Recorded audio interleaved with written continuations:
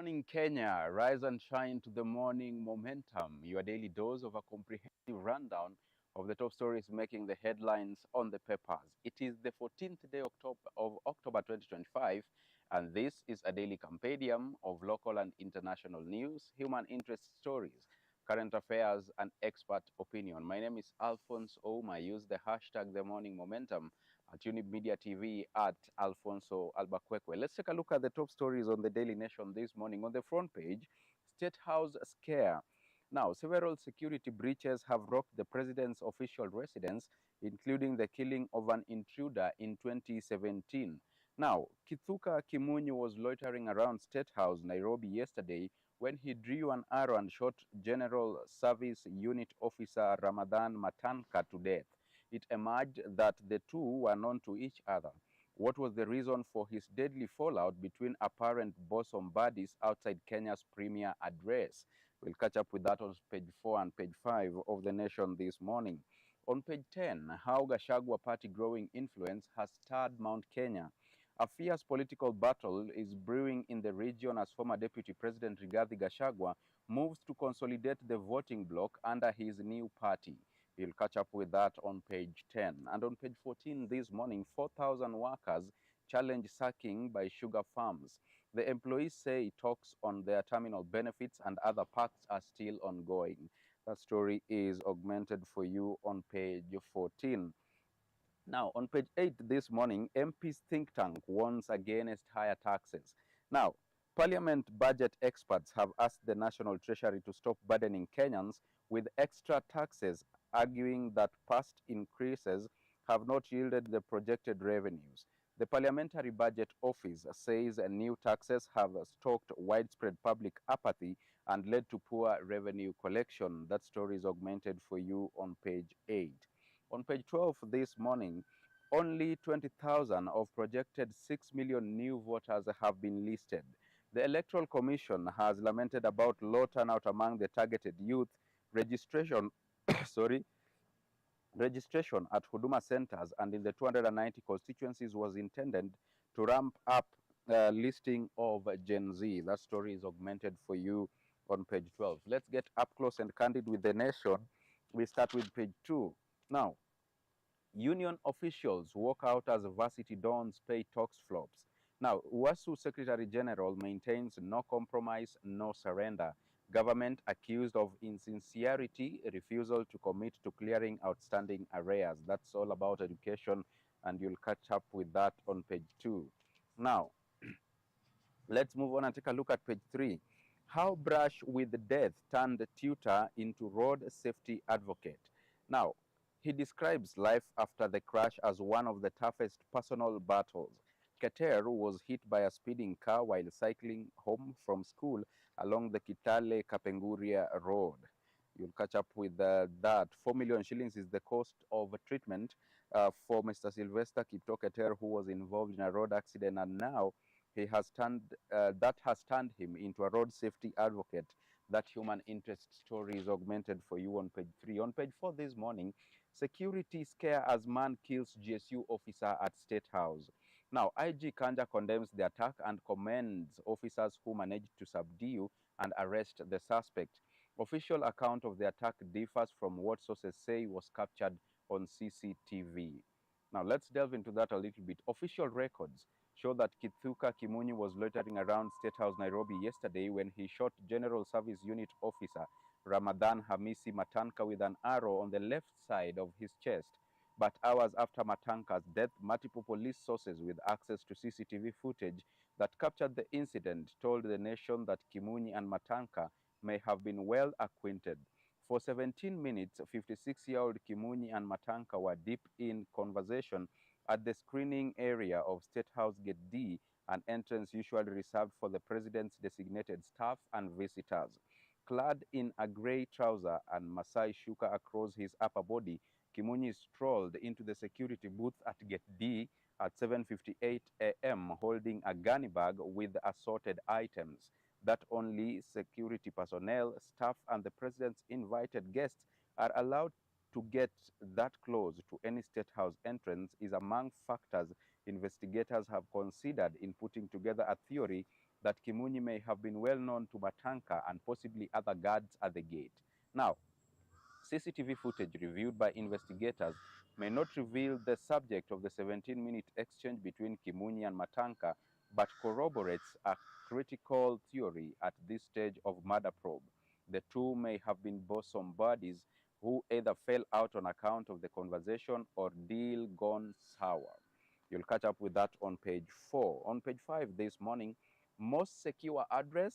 Perhaps not.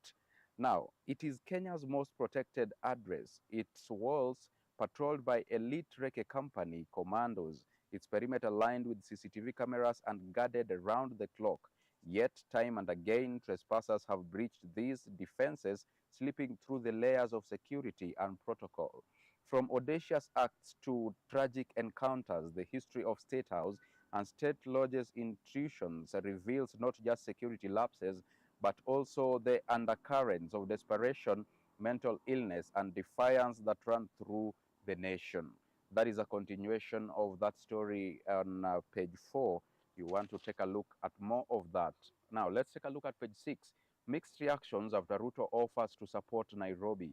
President said Nairobi cannot be left to continue drowning in garbage and having muddy roads. Some leaders say giving the capital's administration more resources is a mistake. Now, Nairobi Governor Johnson Sakaja is set to sign a partnership with the national government in an effort to improve service provision in the capital. This follows President William Ruto's announcements of a plan to restore the image of the city by tackling waste management challenges, improving roads, and installing street lighting. The initiative, which will involve the private sector, comes amid growing concerns over poor sanitation, pollution, drainage, and choking traffic jams. That story is augmented for you on page 6. Let's take a look at page 7. Matters Politics, Ruto in Ukambani tour with goodies for region. Highlight of the tour will be the Mashujaa Day fit at Ithokwe Stadium in Kitui. The president is expected to launch and inspect multi-billion shilling projects in the Ukambani region. That story is augmented for you on page 7. In numbers, 10,000 is the number of affordable housing units that will be built at Konza during the second phase of the project. 4,000 is the number of Kenyans who have been employed at the Konza project, with 1,000 more expected to be recruited by mid-2026, according to Ruto. That story is beefed up for you on page 7. On page 8 this morning, budget experts against new taxes. Now, government missed its revenue targets by 342 billion shillings in the last 2 financial years. Parliamentary Budget Office says there is a danger of Treasury missing revenue targets. Now, the Parliament budget experts have warned the National Treasury that burdening Kenyans with taxes will not yield the desired revenue targets. At the same time, the Parliamentary Budget Office revealed that the government missed its revenue targets by 342 billion shillings in the last 2 financial years. This is contained in its Budget Watch report for the 2025-2026 financial year that is before Parliament. The amount is more than what the National Treasury had projected the KRA to collect in additional revenue through new tax laws during the period. Now, let's take a look at page 10. Scramble for Mount Kenya, fear, ambition, and the DCP effect. Analysts say move could redefine succession and power alliances, reviving rivalries between regional heavyweights. A fierce political battle is brewing in the region as Gachagua moves to consolidate the voting bloc under his Democracy for the Citizens Party. Former Deputy President Rigathi Gachagua's bold campaign to brand Mount Kenya a stronghold of the DCP has thrown the region's politics into disarray, triggering a wave of activity. Over a dozen political outfits jostle for dominance in what remains Kenya's ultimate electoral battleground. Among the parties with roots in the region are DCP, President William Ruto's UDA, now fronted by Deputy President Kithure Kindiki in the mountain. There is also Jubilee Party of former President Uhuru Kenyatta. There is Martha Karua's People's Liberation Party or PLP, Jimmy Wanjigi's Safina Party, Justin Muturi's Democratic Party, and Peter Munya's Party of National Unity. Others include the Service Party, that is TSP, led by Laikipia East MP Mwangi Kiunjuri. There's also Chama Chakazi, CCK, of former Minister Moses Kuria. There is Devolution Empowerment Party, DEP, under Leni Kivuti. Usawa kwa Wote Party of former Muranga Governor Mwangi Wairia. Ferdinand Waititu's Farmers Party, and the National Party linked to former Thika Town MP Patrick Wainaina wa Jungle. That story is augmented for you on page 10. Let's take a look at page 12.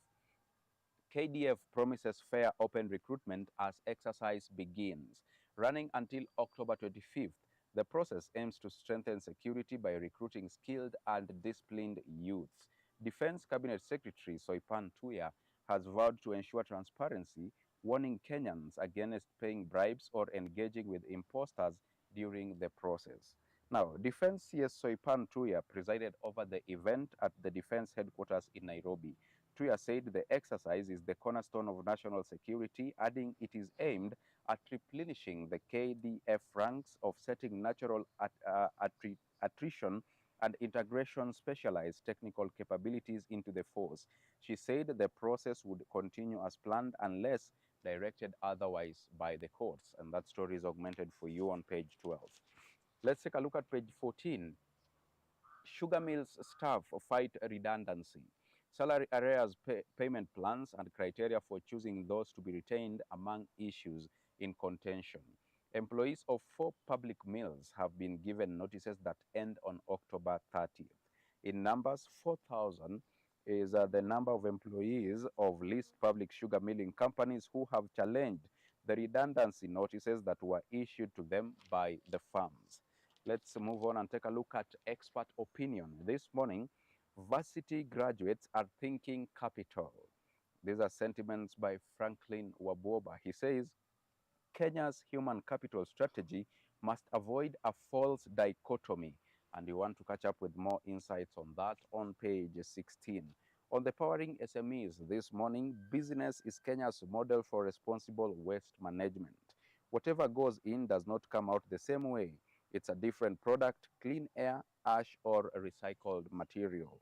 You'll catch up with that story on waste management on the DN2 article this morning, the segment for Powering SMEs. Now, let's take a more look into the expert opinion. This morning, Moi falls for trick his father used.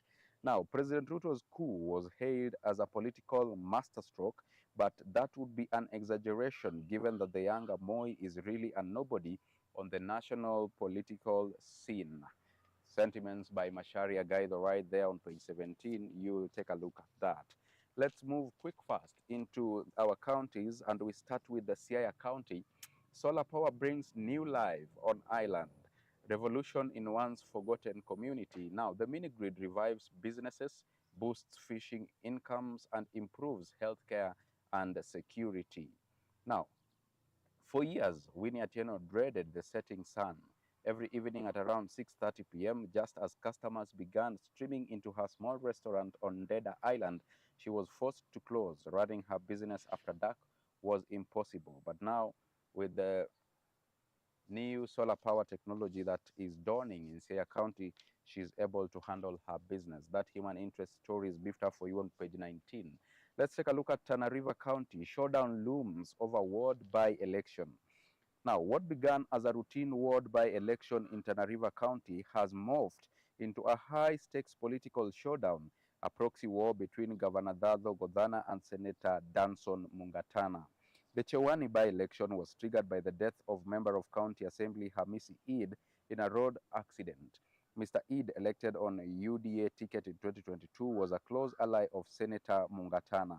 His passing has reopened deep political fault lines within the county's top leadership.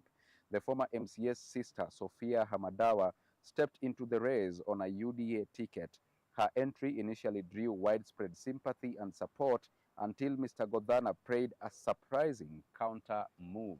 You want to catch up with that on page 19. On page 20 this morning, in Turkana County, life returns to Kapedo as hospital beats odds of conflict and neglect. Years of violence, drug shortages, and a mass staff exodus had crippled health services. Now, once known more for gunfire than healthcare, Kapedo town in Kenya's North Rift is finally witnessing a new dawn as life-saving medicines, medical staff, and security return to its only hospital. From a valley of death to a symbol of recovery, Kapedo Sub-County Hospital is making a remarkable comeback. Years of deadly ambushes, chronic drug shortages, and a mass staff exodus had crippled health services in this remote border town between Turkana and Baringo counties. That story is augmented for you on page 20. Now, let's shift gears and take a look at what's happening in the international scene. It's a breakthrough this morning. Gaza war over, says Trump, as remaining hostages released. Over 20 world leaders will weigh next steps under Trump's 20-point peace plan. Now, despite this development, there are still huge obstacles to achieving a lasting resolution. Now, we shift away from that. Regolina flees Madagascar after weeks of protests. Madagascar's president, Andry Regolina, has left the country. Opposition leader Siteng told Reuters on Monday, citing conversations with presidency staff after weeks of youth protests left the African leader increasingly isolated. Now, a military source told Reuters that Regolina flew out of the country on a French military aircraft on Sunday. Demonstrations in the former French colony erupted on September 25th over water and power shortages, but have quickly escalated into an uprising over broader grievances, including bad governance and lack of basic services. You'll catch up with that on page 22. Now, let's take a look at business news. We start with value. Kenya sisal exports surge on bigger Nigeria orders. In 2024, Kenya exported 26,168 tons of sisal worth 5.73 billion shillings. Abuja was top market with 11,945.5 tons purchased worth 2.64 billion shillings. All right, figures stand at 46%, which is the percentage of sisal fiber exports to Nigeria in 2024, representing 11,945.5 tons worth 2.64 billion. 7 is the percent with which value of sisal exports increased in 2024 from 5.3 billion to 5.7 billion shillings. All right. Briefly, in the insurance sector, Sanlam to get 220 million shillings from business transfer. Sanlam Kenya Limited will receive 220.6 million shillings for transferring its general insurance business to Jubilee Alliance General Insurance Kenya Limited in a deal that marks part of the strategic alliance between their parent companies. According to the business transfer agreement, the deal is valued at 820.6 million shillings. All right. Now we take a look at sports news, and we start with golf. Now, Sunshine Development Tour East Africa Swing. Four-way tie on day one. Now, top score of 2 under pair indicates tough conditions. Tight fight in the Johnny Walker Classic at Royal Nairobi as Lejirma, Charania, Kibungu, and Gaita jointly lead. You'll catch up with that on page 30. On page 31 this morning, we take a look at rugby. Why Safari Sevens has lost its magical attraction. From crowds of over 30,000 yesteryears, only a paltry 5,000 attended on final day. Now, the late Robin Cahill is credited with the idea of starting the Safari Sevens, whose first edition was held in 1996. Organizers used to pride themselves by touting it as the premier rugby sevens tournament in Africa, and the fans loved it. 3 decades later, Cahill will be turning in his grave. The tournament attendance that grew from 8,000 fans a day in the earlier editions to 48,000 at its peak is now at its lowest. Only about 5,000 fans attended this year's final day action at Nyayo National Stadium. That story is augmented for you on page 31. And on the cover page this morning, it's all about football. Kenya search for 100th World Cup qualifier goal in Abidjan. The Ivorian city may be sweet, but who will be left bitter tonight is the big question. Harambee Stars look to upset Cote d'Ivoire in a city the Kenyan lads have never lost. Now, this is all about the 84th World Cup qualifying match that Kenya will register when they play Cote d'Ivoire in Abidjan today. So with that story, we come to the tail end of today's session of the Morning Momentum. Thank you so much for staying with us and for choosing to watch Younib TV, the best youth television network in East and Central Africa. My name is Alphonse Ouma. See you tomorrow, same time, same place. Until then, do have a beautiful day ahead of you. Bye-bye for now.